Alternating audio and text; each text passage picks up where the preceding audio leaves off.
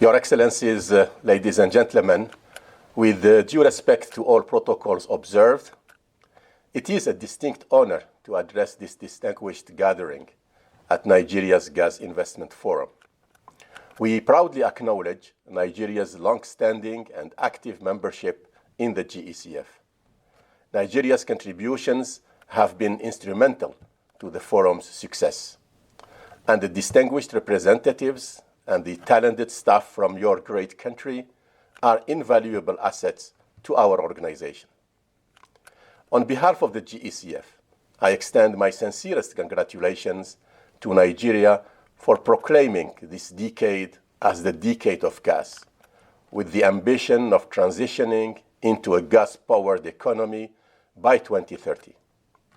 With its abundant natural resources, highly skilled workforce, and remarkable innovative potential, Nigeria is well positioned to transform this ambitious vision into a reality and become a leading force in the global energy landscape. Ladies and gentlemen, today's global energy system, optimized over more than 2 centuries, is huge and complex. In the blink of an eye, every second, it delivers 3,500 barrels of oil equivalent, 80% of which is hydrocarbons. Yet, 2.3 billion people lack access to clean fuels for cooking and 900 million to reliable electricity, the majority here in Africa.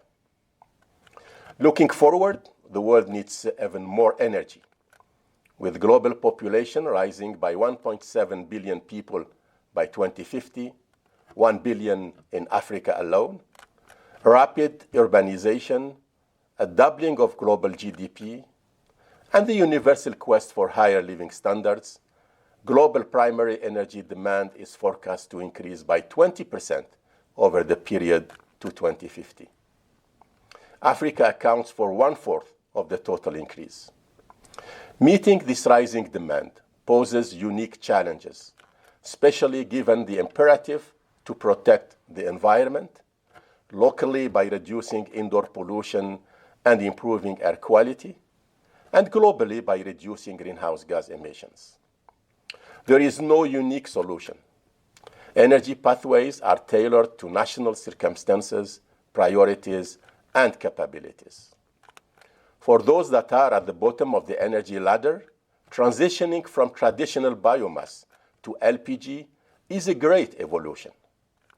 For those in developed countries that are affluent and high on the energy ladder, a minority, they could invest to transition to hydrogen. However, natural gas emerged as an indispensable part of the solution.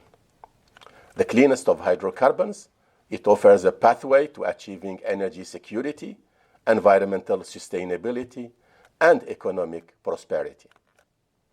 The GECF projects global natural gas demand to increase by 34% by 2050, reaching 5.3 trillion cubic meters. And Africa is said to be a major contributor to this demand, with its natural gas consumption expected to more than double, reaching 410 billion cubic meters by 2050.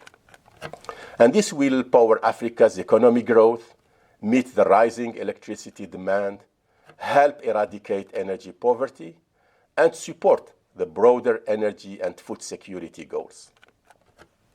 Natural gas is indeed more than just a fuel. It is a key feedstock to produce chemicals and fertilizers.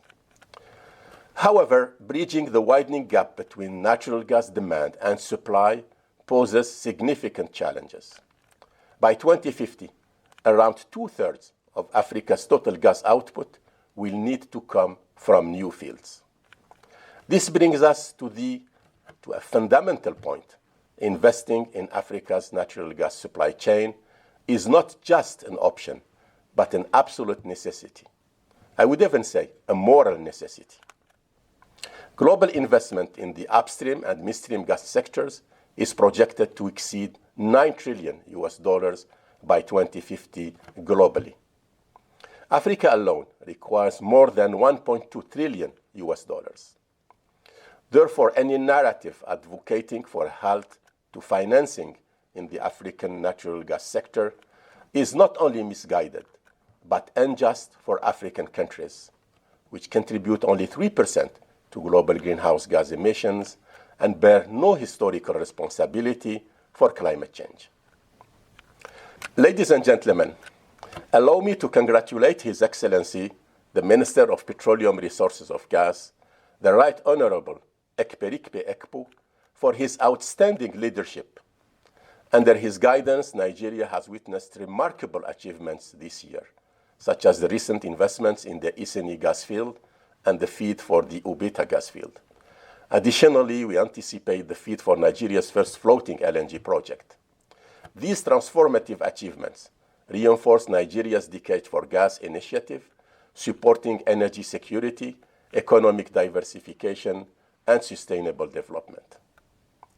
The Algiers Declaration, adopted at the GECF's 7th Summit of Heads of State and Government, underlined the contribution of eco-friendly natural gas in addressing climate change challenges and emphasized its importance in achieving just, equitable, orderly, inclusive, and sustainable energy transitions. Ladies and gentlemen, I wish you a successful event, and thank you very much.